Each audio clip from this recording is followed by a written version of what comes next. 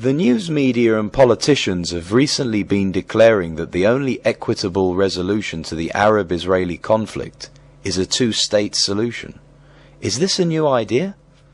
We have covered a lot of chapters about Muhammad and his Quran and have demonstrated so far, beyond a reasonable or a shadow of a doubt, that there is not a single letter, word, verse, ayah, or chapter surah in the Quran that is the product of any compassionate, merciful, and all-knowing divinity. We have shown that the Quran is entirely the product of Muhammad's imagination, his alter ego, cleverly projected into the unsuspecting mouth of Allah, the name of the supreme rock god of the pagan Quraysh, embedded in the corner wall of the Kaaba, called the Black Stone. We have been successful in doing so based entirely on facts pulled from the very Arabic Muhammadan records of the Quran, hadiths, and other manuscripts and books of theirs. We deal with facts, all the facts, and nothing but the facts, because in the final analysis they are more lethal and destructive than any and all lies. We shall of course continue to chip at all the mendacities that protect the fallacies about Muhammad and his Quran, but we shall from now on also address many of the ramifications that Muhammadan Islam, as the worst intellectual and spiritual fraud that has ever been perpetrated upon the human consciousness in the last 7,000 years of recorded history, has bequeathed to the people of the world. I must yet again remind you, our listeners, that not less than 99.999% of humanity are totally ignorant of the facts that we have so far revealed, and the new facts that we are going to demonstrate in a complementary series of chapters regarding the political legacies of Muhammadan Islam that have been and continue to plague humanity from Africa to America and from Asia to Europe. We shall address from now on the subject of Arabian conquests that they proudly call Al-Futuh. The Arabs and other Muhammadans have been flooding the news media all over the world with insults, admonitions, and alleged horrors of Western Christian imperialism, without once addressing the imperialism of the Arabs and the hordes of Muhammadan Islam, from Iraq to Uzbekistan, from modern Syria to Armenia and the Balkans, from Israel to Mauritania, and from the Sudan to France and Italy.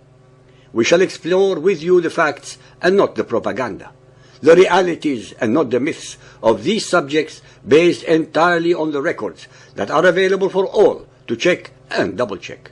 Whilst Western imperialism in the Arab world and North Africa lasted less than 100 years, the imperialism of the Arabs continues unabated for the last 1400 years. Whilst Western imperialism brought to the Arabs and other places in Africa and Asia the foundations of democracy, medicine, electrification, water reclamation, education, archaeology, roads, trains and airports, just to name a few contributions, the Arabs and Muhammadan Islam have only brought misery, backwardness, ignorance, tyranny, terror, subjugation, humiliation and illiteracy to their hundreds of millions of conquered peoples for the last 700 years.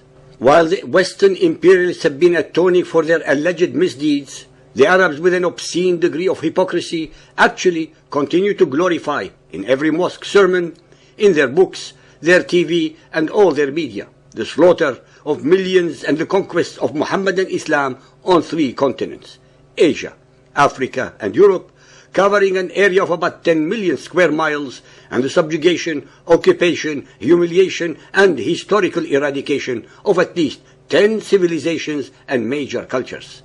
While Western imperialists have apologized to their previously subject peoples, the Arabs have never done the same to anybody, but in fact they do the opposite by gloating and reveling at them. Ladies and gentlemen, as we have demonstrated in many of our chapters, the obvious invariably escapes the attention of the unwary. The people who inhabited North Africa were not Arabs, but Hamitic Africans. They were conquered by the Semitic Arabs and became Arabized after their conquest in the 7th and 8th centuries. Most of them were forced to lose their identity, their culture, their traditions and their religion by the extremism and terror of fundamentalist Muhammadan Islam. Neither modern Iraq, Syria, Jordan or Israel were Arab until and in the aftermath of their subjugation by the Muhammadan Arabs in the 7th century. We have shown that Muhammadan Islam is a theocratic belief system that has no secular component. That fundamentalist Muhammadan Islam believes literally in every word in the Quran as having been revealed by Allah, allegedly God. Please listen carefully to the following Quranic verses that address the issue of the Israelites and their promised land. Al-Isra 17.104. And we said thereafter to the children of Israel, dwell securely in the land of promise. Al-A'raf 7.137. And we made the people considered weak and of no account, inheritors of lands in both east and west lands, whereupon we sent down our blessings. The fair promise of the Lord was fulfilled for the children of Israel because they had patience and constancy. Al-Rum 30.6. It is the promise of Allah, never does Allah depart from His promise. The verses recited earlier are from the very Quran that the followers of Muhammad assert is the words of Allah. If so, on what grounds, either theological or historical, do they claim the whole of the land of Israel only to the Arabs and nothing for the Jews? Does this mean that the all-knowing Allah broke His promise? Nowhere in the Quran, after all, is there a verse that abrogates or overturns the verses above, and hence on Muhammadan Muslim theological foundations alone, the land of Israel belongs to the Jews. Sometimes people make the most fundamental errors. When large numbers of people make mistakes, even monumental ones, it is almost impossible to challenge the resultant prevailing view. For example, it was once the conventional wisdom that the earth is flat. In earlier times, if anyone dared to claim that the earth was round, they would have been burnt on the stake.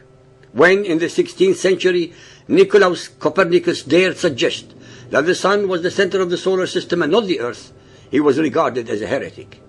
In today's language, any attempt to explain the Arab-Israeli conflict in terms other than Israel's illegal occupation of Palestinian land and or the denial of Palestinian national aspiration is often regarded like a declaration that the earth is flat and is the center of the universe. But what if this view is wrong? What if, in terms of understanding the Arab-Israeli conflict, we are living in pre-Copernican times? What if the Jewish state, that is considered to be the root of all evil in the Middle East, were instead actually the victim? In our chapter 142, Palestine and Palestinians, we ask several relevant questions to ascertain whether or not such an entity called Palestine and the people called Palestinians actually existed in history. Nowhere in the whole of the Quran, the Ahadith, or all of Arab history is the land of Palestine or the Palestinian people are mentioned, alluded to, or remarked upon. No one has so far answered our questions with any proof that they actually existed.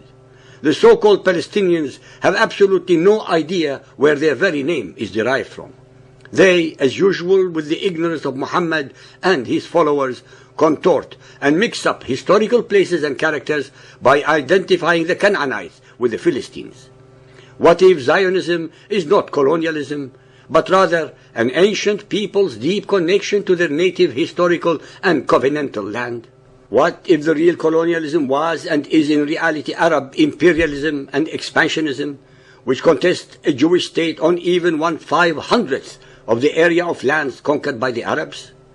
Nearly 4,000 years ago, the forefathers of the Jewish people, Abraham, Isaac, and Jacob, lived in the land of Israel, which God had promised to them and to their descendants forever.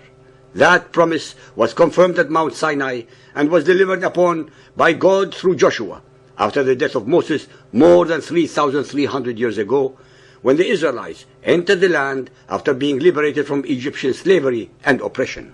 About 3,000 years ago, King David established Jerusalem as the capital city of the Promised Land. Nowhere in the whole of the Bible records is there mention of the land of Palestine nor of the Palestinian people. Neither are they mentioned in the Arabic language anywhere throughout the history of the Arabs until 40 years ago. The Jews lived in Judea in the land of Israel for 850 years, until their subjugation and the enslavement and the deportation of many of them by the invading Babylonians in 586 BC. They returned in large numbers 70 years later after their liberation by the Persians, and remained continuously in Judea for the next 700 years until the eviction of many of them by the Roman Empire in 135 AD.